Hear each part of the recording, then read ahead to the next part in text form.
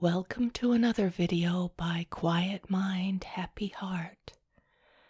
Tonight's video is going to be an ASMR story time, which will be soft spoken. We'll have page flipping with a finger lick and some hand movements. Please relax and let's get started.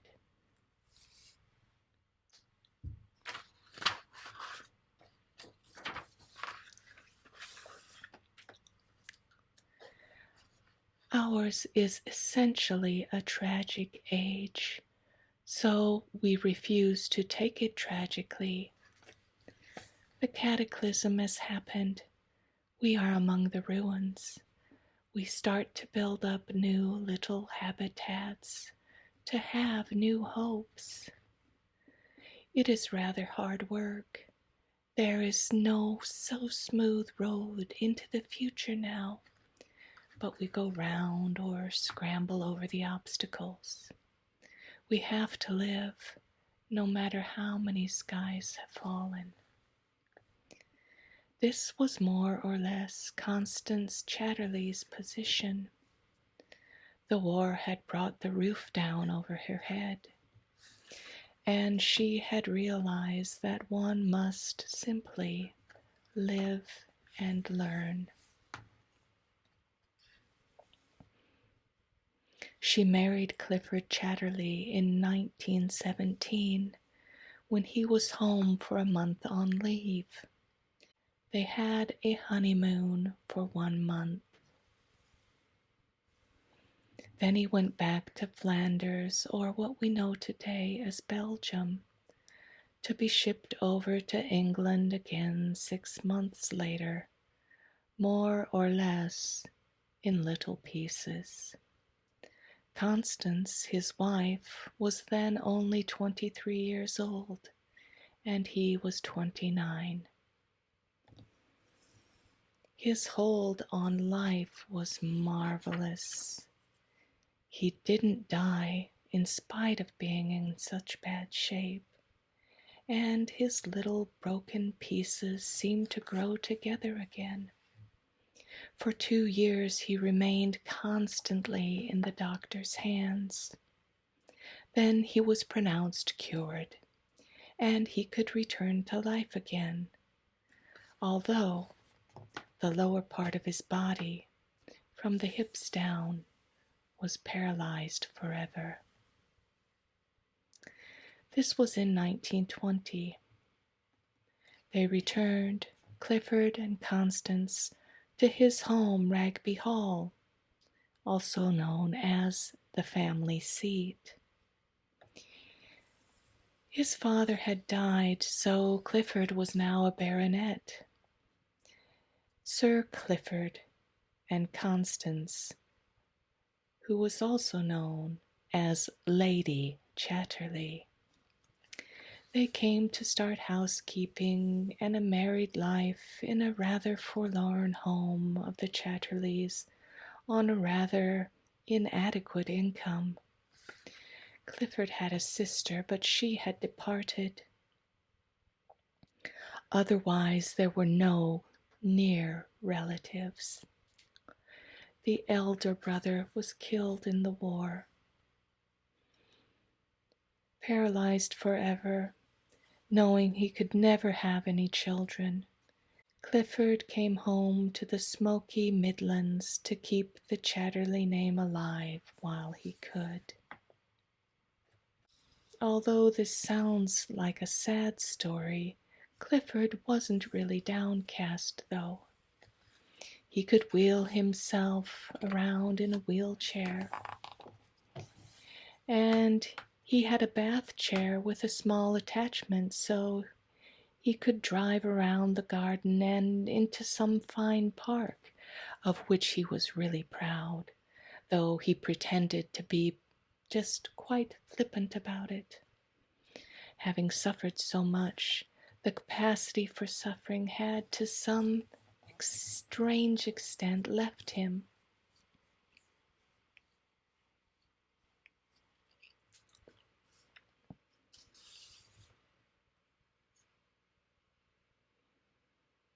He had very nearly lost his life in the war, and what remained to him was wonderfully precious. It was obvious in the anxious brightness of his eyes how proud he was after the great shock of being alive. He hadn't been so much hurt that something inside him just had perished.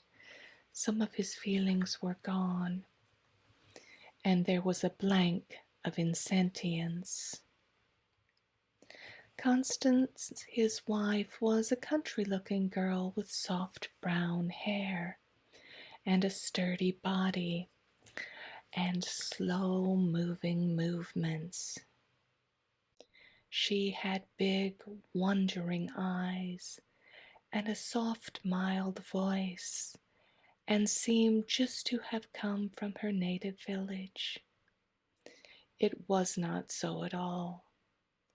Her father was once the well-known Sir Malcolm Reed. Her mother had been one of the Fabians in the palmy, rather pre-Raphaelite days.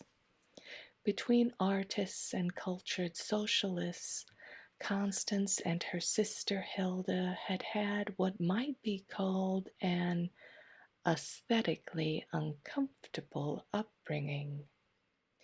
They had been taken to Paris and Florence and Rome to experience the art, and they'd also been taken to other directions, to The Hague and to Berlin, to great conventions where the speakers spoke in every civilized language and no one was ashamed.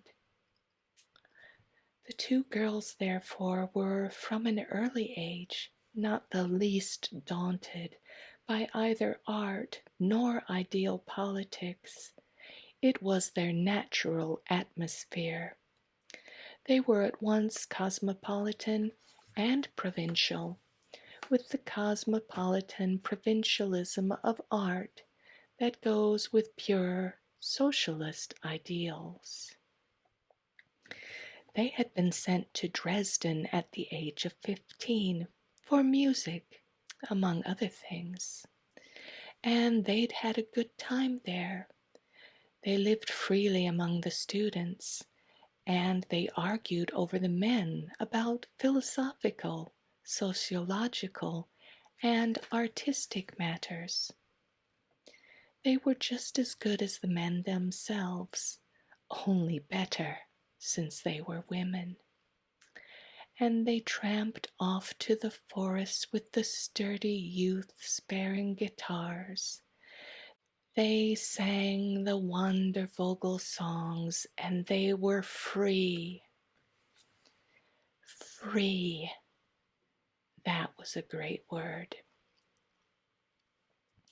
Out in the open world, out in the forests of the morning, with lusty and splendid-throated fellows, free to do what they liked, and above all, to say what they liked.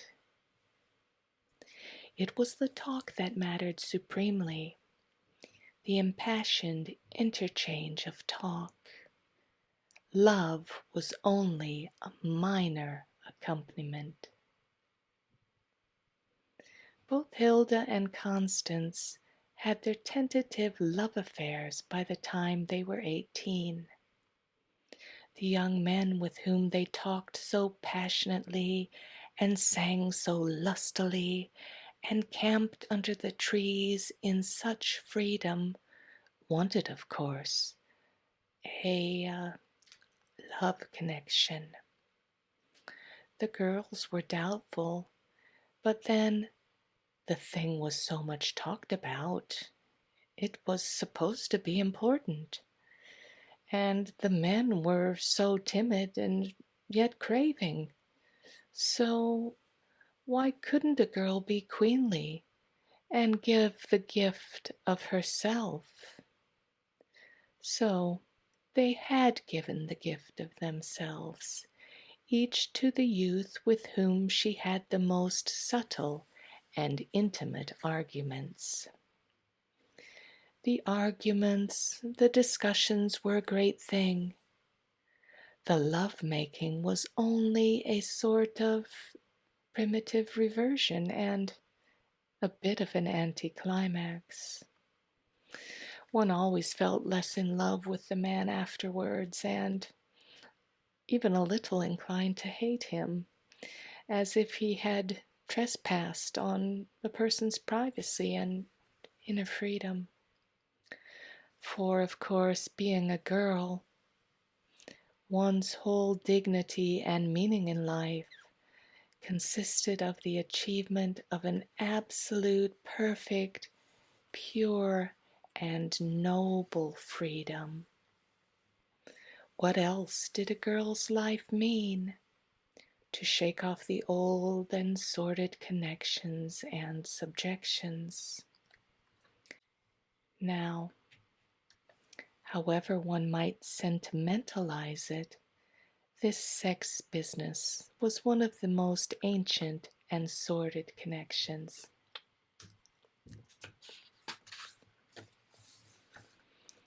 Poets who had glorified it were mostly men, and women had always known there was something better, something higher.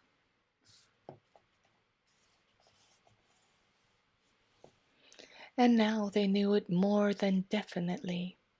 The beautiful, pure freedom of a woman was only infinitely more wonderful than any sexual love. The only unfortunate thing was that men lagged so far behind women in the matter. They hung on to the sex thing like dogs. And a woman had to yield. A man was like a child with his appetites. A woman had to yield to him what he wanted, or, like a child, he would probably turn nasty and flounce away and spoil what was otherwise a very pleasant companionship. But a woman could yield to a man without yielding her inner free self. That the poets and talkers about sex did not seem to have taken sufficiently into account. Both sisters had had their love experience by the time the war came, and they hurried home. Neither was very in love with a young man unless he and she were verbally very near. That is, unless they were profoundly interested and talking to each other. The amazing, the profound, the unbelievable thrill that there was in passionately talking to someone really clever by the hour, resuming day by day afterwards. Now that was something. The paradisial promise, thou shalt have men to talk to. And if after the roused intimacy of these vivid and soul-enlightened discussions, the sex thing became more or less inevitable, well then, let it go. It marked the end of a chapter. It had a thrill of its own, a strange vibrating thrill inside the body, and a final spasm of self-assertion, like the last word.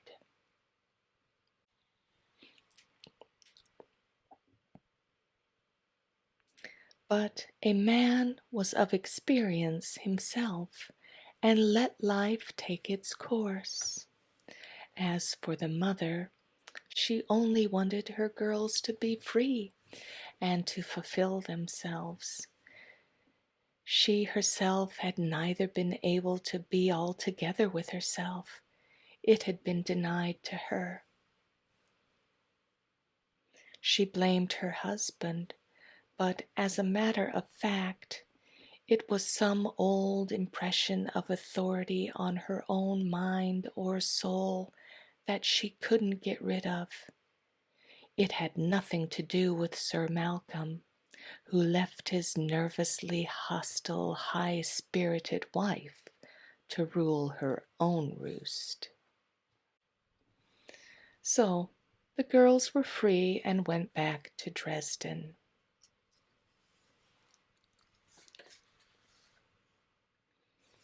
However, the war came, and Connie and Hilda decided to stay home again after having already been home in May to their mother's funeral. Both sisters lived in their father's, really their mother's, Kensington house and mixed with the young Cambridge group. Hilda lived with a man in a smallish house in Westminster and moved in a good sort of society of people in the government who are not tip-toppers, but who are or will be the real intelligent power. Connie did a mild form of war work and concerted with the Cambridge intransigents who gently mocked at everything so far. Her friend was Clifford Chatterley, a young man of 22. Clifford was more or less upper class. Connie was well-to-do intelligentsia, but he was aristocratic. Not the big sort, but still aristocratic. His father was a baronet, and his mother had been a viscount's daughter. But Clifford, while he was better bred than Connie, and more society, was in his own way provincial and more timid. Therefore the peculiar soft assurance of a girl like Constance fascinated him. She was so much more mistress of herself in that outer world of chaos than he was master of himself.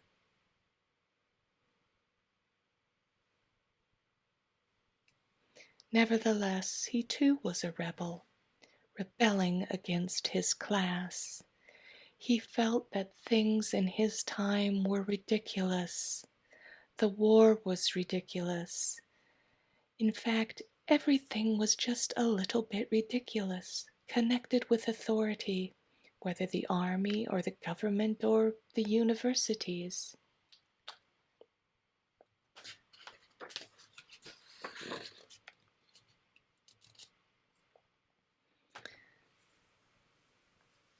When Miss Chatterley, Emma, came down to London from the Midlands to do some nursing work, she was very witty in a quiet way about Sir Geoffrey and his determined patriotism. Herbert, the elder brother and heir, laughed outright, though it was his trees that were falling for outright. Clifford only smiled a little uneasily. Now, they were rather earnest about the Tommies, as they called them, and the threat of conscription into the war, and the shortage of sugar and coffee. And in all of these things, of course, the authorities were simply ridiculous. In 1916, Herbert was unfortunately killed in battle, so Clifford became the heir. Sir Geoffrey would have none of any kind of absurdity. He was pale and tense, and withdrawn into himself. And he wanted Clifford to marry and produce an heir. Clifford felt his father was a hopeless anachronism, but wherein was he himself any further ahead? The excitement had gone out of the war. The Chatterleys, 2 brothers and a sister, had lived curiously isolated, shut in with one another at Ragby Hall, in spite of all their social connections. The three had said they would always live together, but now Herbert was dead, and Sir Geoffrey wanted Clifford to marry. But their sister Emma said no. She was 10 years older than Clifford, and she felt that him marrying would be a desertion and a betrayal of what the family stood for.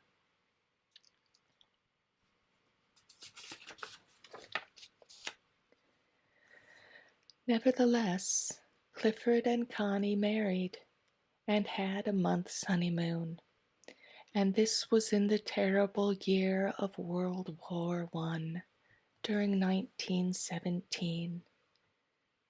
And they were intimate as two people who stand together on a sinking ship. He had been a virgin when they married, and the sex didn't mean much to him. And Connie exulted a little in this intimacy which was beyond sex and beyond a man's satisfaction. Clifford and Connie came home to Ragby Hall in the autumn of 1920.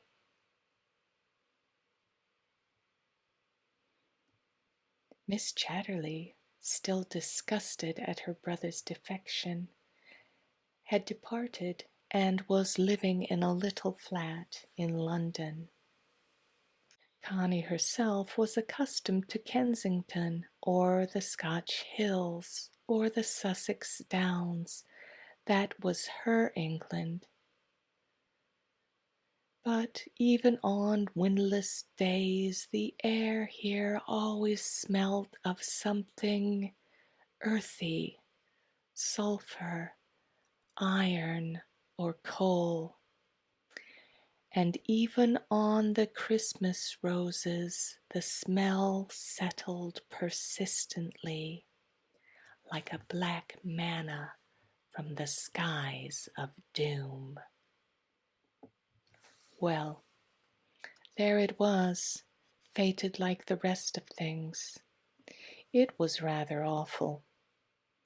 You couldn't kick it away. It just went on.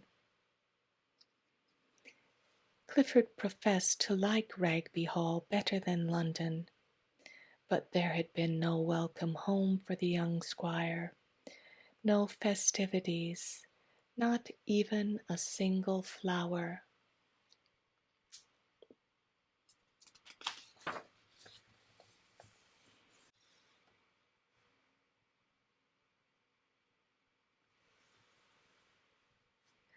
There was no communication between Ragby Hall and Tevershall village, none. The colliers merely stared, and the tradespeople lifted their hats to Constance as to some sort of acquaintance, and nodded awkwardly at Clifford. The village sympathized with Connie and Clifford in the abstract. It was the idea of live and let live on either side.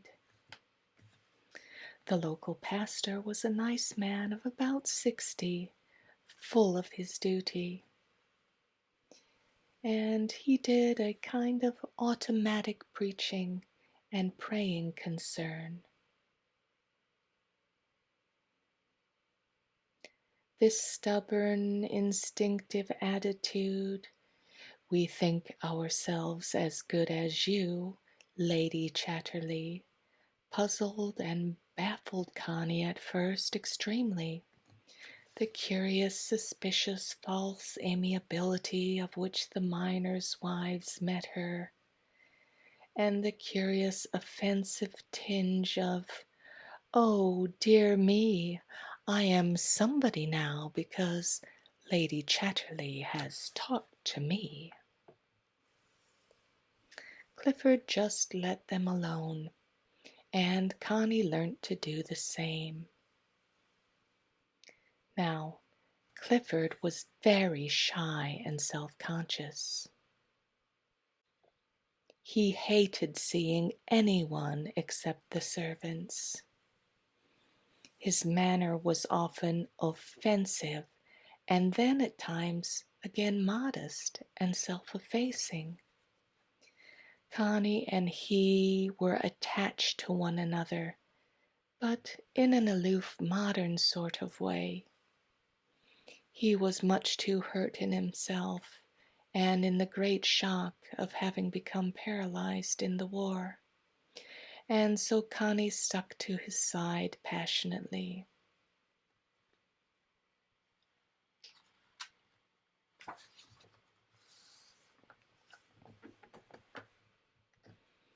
However, he was absolutely dependent on her. He needed her every moment. Big and strong he was, but now he was helpless. Still, he was ambitious. He'd started writing stories, curious, very personal stories about people he had known. Clever, rather spiteful, and yet in some mysterious way meaningless. Clifford was very sensitive about these stories. He wanted everyone to think good of them. Connie helped him as much as she could. At first she was thrilled. He was talking everything over with her monotonously, intensely, persistently, and she had to respond with all her might. It was as if her whole soul and body had to rouse up and pass into these stories of his, and this thrilled and absorbed her.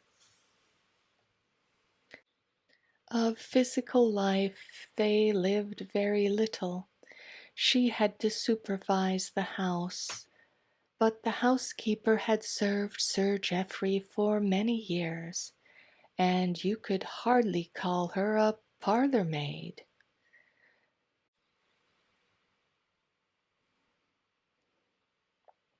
Connie's father, when he paid a flying visit to Ragby Hall, said in private to his daughter, "As for Clifford's writing, it's smart, but there's nothing in it. It won't last." Connie looked at the burly Scottish knight who had done well all his life, and her eyes, her big, still, wondering blue eyes, became vague. Nothing in it?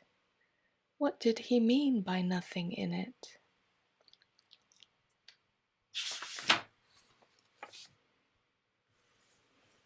For Connie had adopted the standard of the young. What there was in the moment was everything.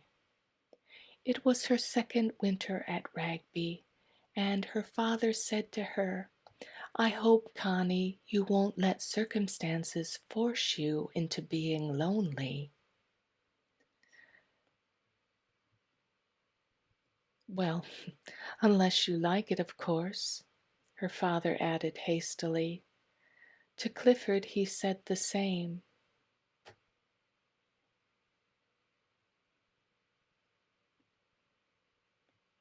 Then he thought for a moment and flushed very red. Surely Connie's father was referring to their sex life, and he was angry and offended. He wanted to say something later to Connie about this whole conversation, but he couldn't bring himself to do it.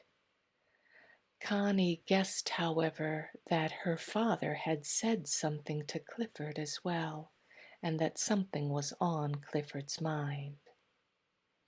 Connie and Clifford had now been for nearly 2 years at Ragby, living their vague life of absorption in his work. And thus far it was a life in the void. For the rest, it was just non-existence. Ragby Hall was simply there. Clifford had quite a large number of friends and acquaintances, and he invited them to Ragby. He invited all sorts of people, critics and writers who could help him with his books. Connie was a hostess to these people, mostly men, and the men, especially those no longer young, were very nice to her indeed. Clifford's relatives treated her kindly, and she knew that this kindliness indicated a lack of fear. So time went on. Connie was aware, however, of a growing restlessness. Out of her disconnection, a restlessness was taking possession of her like madness. It twitched at her limbs, and it jerked her spine. But it was just restlessness. She would rush off across the park and simply abandon her husband just to lie alone in a meadow, to get away from the house. On a frosty morning later, with a little February sun, Clifford and Connie went for a walk across the park to the wood. That is, Clifford went along in his wheelchair, and Connie walked beside him. The hard air still smelled of sulphur, and they were both used to it by now. The sheaf coughed a little in the rough grass of the park, where the frost lay bluish in the sockets of the tufts. Clifford steered himself cautiously down the slope of the knoll. Connie then opened the gate, and Clifford puffed through slowly into the broad riding that ran up an incline between the thickets. In the wood, where everything was motionless, the old leaves on the ground kept their frost on the underside. Clifford loved the wood. He loved the old oak trees. His wheelchair went slowly up the incline, rocking and jolting on the frozen ground. This was one of the places that Sir Geoffrey had cut during the war. Fresh timber. The whole knoll, which rose softly on the right side of the riding, was strangely forlorn. This place always made Clifford strangely angry. Clifford sat with a fixed face as his chair slowly rose. "I consider this to be the heart of England," said Clifford. "Do you?" replied Connie. "I do. This is the old England, the heart of it, and I intend to keep it intact." "Oh, yes," said Connie. Clifford sat in the pale sun with the light on his smooth blonde hair, with his full reddish face. "I mind not having a son when I come here, more than any other time," he said. "But this wood is older than your family," Connie replied gently. "True," said Clifford, "and we've preserved it. But it would already be gone, like the rest of England. And we must preserve it. We must preserve some of the old England." "Must we?" said Connie. "If some of the old England isn't preserved, there'll be no England at all," said Clifford. And there was a sad pause. "I'm sorry we can't have a son," she said. He looked at her steadily with his full pale blue eyes, and Connie looked at him at last. "A child? Do you really want a child?" He replied, "It would almost be a good thing if you had a child by another man. We could bring it up at Ragby Hall, and it would belong to us and to the place." "But what about the other man?" she asked. Does it really matter very much? Do these things affect us very deeply? I know you had a lover when you were in Germany, and what is that to you now? Almost nothing. You and I are interwoven in a marriage.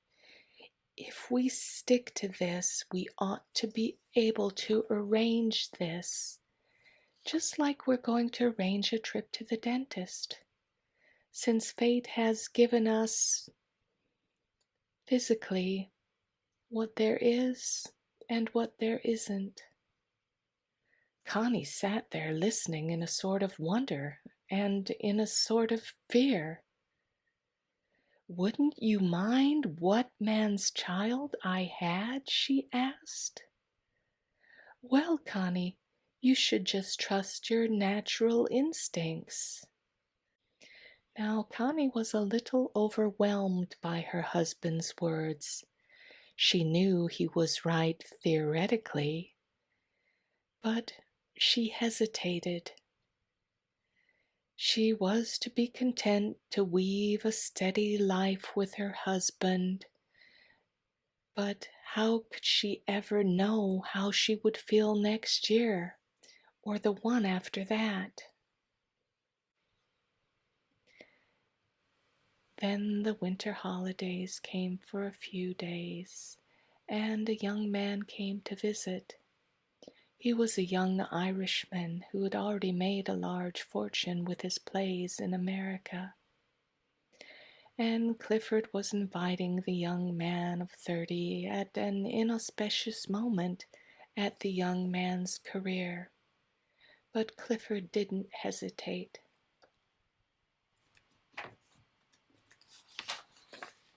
There was something about their visitor that Connie liked. He didn't put on airs and graces, and he had no illusions about himself. He knew he'd been asked down to Ragby to be made use of in some way, almost indifferent to business or like a businessman. So he just let himself be asked questions, and he answered with as little feeling as was possible. He said, "Money is a sort of instinct. It's a sort of property of nature in a man to make money. It's nothing to do with you. It's no trick you play. It's a sort of permanent accident of your own nature once you start to make money." "Exactly," said Clifford, turning in a sudden flash to Connie. "There's nothing in popularity. There's nothing in the public. There's nothing that really wants to make my writing popular. They're just like the weather. They will just sort of have to exist for the moment." Connie really wondered at this strange, melancholy statement. Then their young visitor said he'd had an income of $50,000 a year from America alone. Sometimes the young man looked handsome, but sometimes he looked sideways or almost downwards on them, and the light fell upon him. Their visitor knew at once that he'd made an impression upon her. He turned his full hazel eyes to her in a look of pure detachment. He knew that women sometimes fell for him, especially English women. He knew just where he was with Clifford. They were like two dogs which would have liked to snarl at each other, but which just smiled instead. Breakfast was later served in the bedrooms, and Clifford then appeared before lunch. And after coffee, their visitor was restless, and he looked out over the melancholy park. He then sent a servant to ask if he could be of any service to Lady Chatterley. Connie had been in a sitting room on the third floor, on the top of the central portion of the house.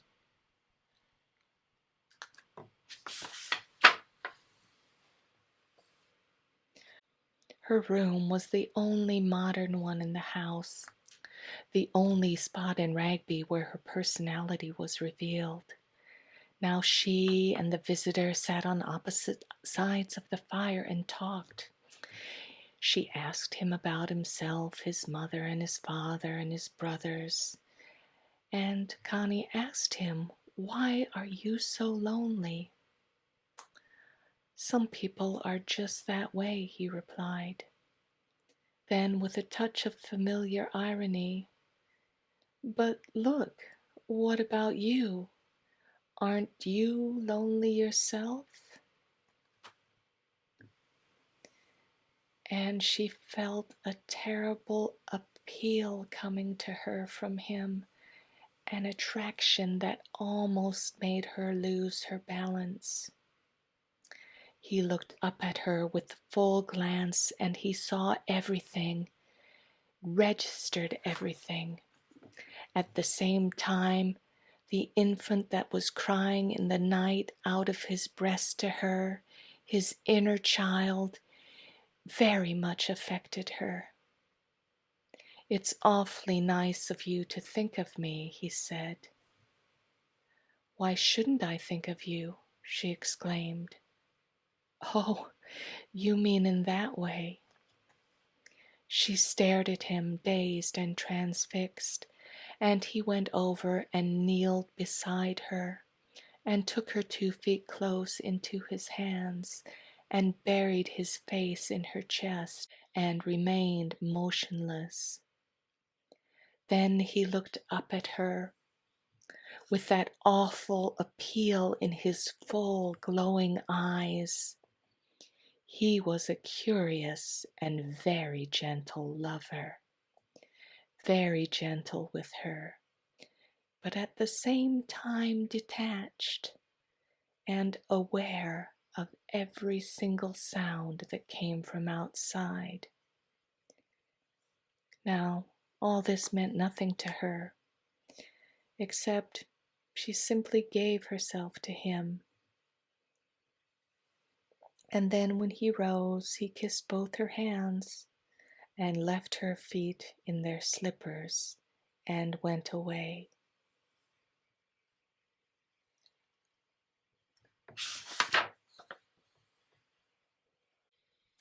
"I suppose you have some strange feelings toward me now," he said later. Connie paused. Did she? It was possible. But the strange thing was, he didn't. He came back in the house later with a large handful of violets and lilies. His sad sort of expression extinguished itself, but Clifford felt the inner effrontery. He knew that Connie had fallen in love with him.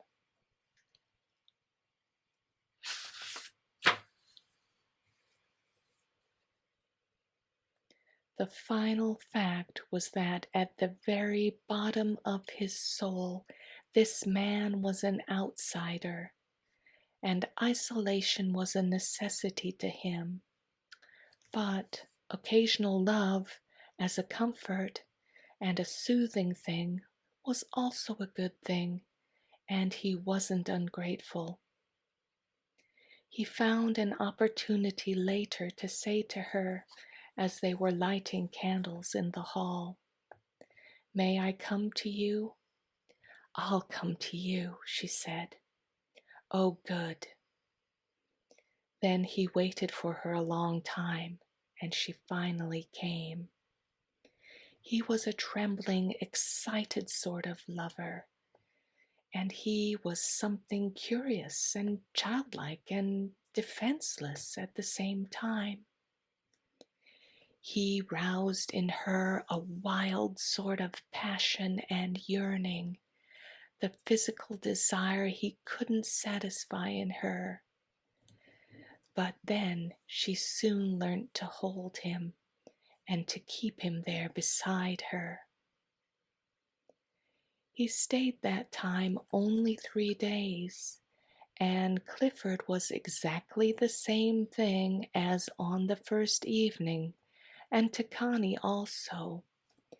There was no breaking down Clifford's external facades.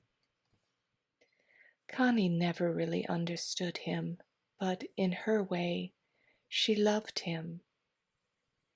And the two went on for this for quite some time, writing and meeting occasionally in London. And she still wanted the physical thrill that she could get with him.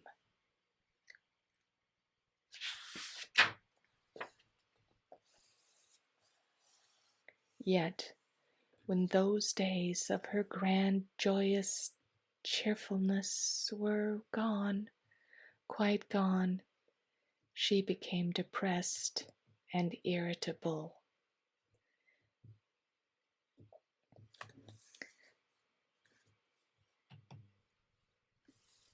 Connie always had a foreboding of the hopelessness of her affair with Mick, as people called him. Yet other men seemed to mean nothing to her. The world is supposed to be full of possibilities, but they narrow down to pretty few in most personal experiences. Connie always had a foreboding of the hopelessness of her affair with Mick, as people called him. Yet other men seemed to mean nothing to her. She was attached to Clifford. He wanted a good deal of life, and she gave it to him, but she wanted a good deal of life of a man, and this Clifford did not give to her, would not. There were occasional trysts with Mick, but as she knew by foreboding, this affair would come to an end. That's the end of our ASMR Love Triangle story time, which was soft spoken. Thanks so much for joining us, and please remember to subscribe to our channel.